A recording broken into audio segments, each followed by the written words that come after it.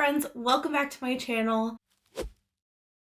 Today in this little series of videos leading up to my no buy year where I don't buy any books, I wanted to do a video talking to you guys about the books that I pre-ordered in anticipation of my 2020 no buy year. I knew that there was a select group of books that I want to own. I'm gonna want to read them as soon as they come out.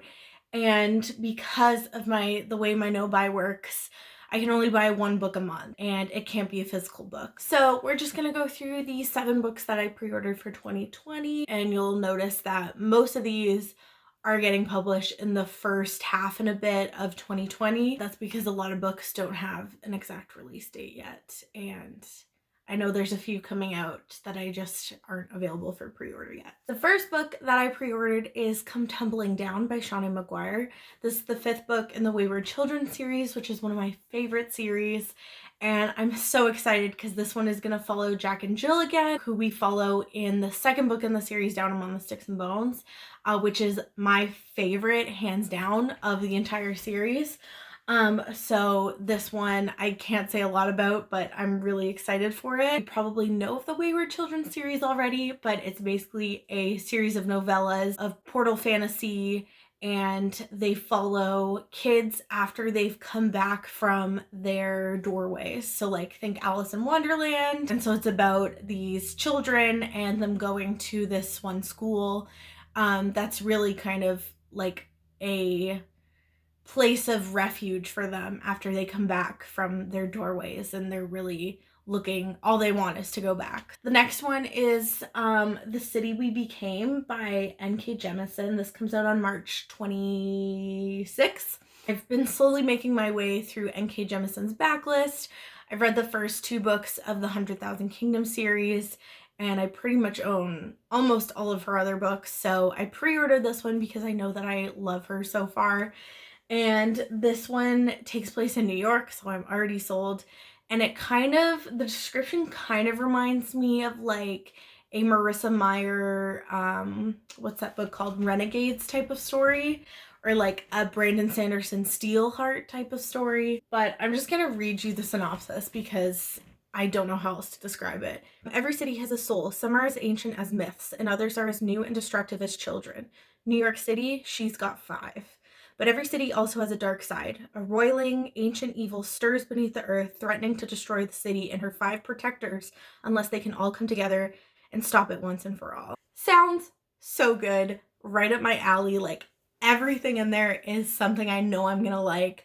So I pre-ordered that one, obviously. The next book I pre-ordered is Queen of Coin and Whispers by Helen Corcoran. And this one I don't think is being published yet anywhere in North America. I'm about to pre-order this on the Book Depository, so I'll leave a link to that down below. All I know about this one is that it's a lesbian fantasy, and I'm like so down for that. It comes out April 6th. And it's about a queen and her spy master like falling in love, and then obviously because it's a queen, it's gonna be like politics heavy, I think, and I'm just so looking forward to this one. I don't know much about it, but sign me up. I think we need more lesbians in fantasy. The problem with Goodreads and genres, let me just rant for a second, is that Goodreads doesn't tell you the genre that the book actually is. It tells you the genre it thinks it is by what shelves people have put the book on.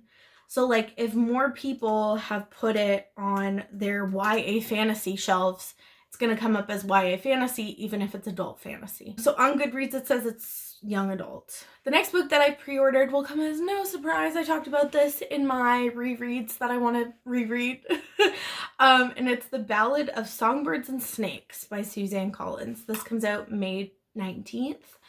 And I'm not jazzed. I think I've made that very clear. I think most people have made it very clear. I'm not jazzed about the cover, nor am I jazzed about the title. I think they're both stupid, and I think it's far beyond the Hunger Games to succumb to the blank of blank and blank when it comes to YA titles. But if you don't know about this is the new Hunger Games novel coming out that is a prequel. It follows the 10th Hunger Games which I know we're all sad about because we thought it was going to be a quarter quell and it was going to follow Mags, but it's not. I am looking forward to this. I do love The Hunger Games. I've reread the books many times. I really like the movies, all of them, which is an unpopular opinion. Not only do I feel an obligation to read it, but I want to read it, so here we are. The next book I've pre-ordered is Burn Our Bodies Down by Rory Power. This is being published on July 7th, and this one, I know people had lots of different opinions about Wilder Girls. I don't think I ever talked about it on my channel because I read it over the summer, but I really loved Wilder Girls. I thought it was really good.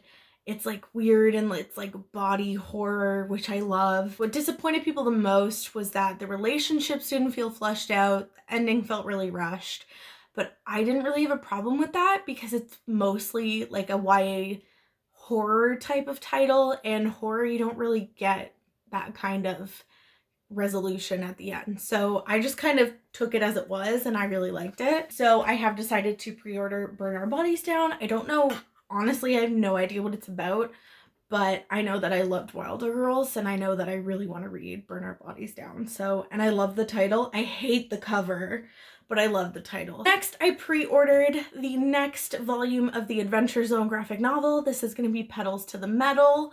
I actually really want to re-listen to this arc of the Balance story before the graphic novel comes out because this was one of the arcs that I really rushed through and I remember not super paying attention to. So I actually would really like to re-listen to it before I read the graphic novel, but also because so far the 2 graphic novels that we've had, I really just like powered through them and I loved them so much because I love the podcast. I also don't really know, because it's been so long, I've only listened to the Balance arc once because it like broke my heart at the end. I just haven't gone back to it. I would really like to this time compare the audio podcast story to the graphic novel form of the story. So I'm very much looking forward to that. And the last book that I've pre-ordered comes out September 22nd. So this is the only one that's kind of in the latter half of the year. And it's called Vampires Never Get Old, 10 Tales with Fresh Bite. And this is a anthology coming out with a bunch of different writers. It's being edited by Zoraida Cordova, and basically it's 10 vampire short stories, and V. Schwab is writing one of them, which is how I found out about it.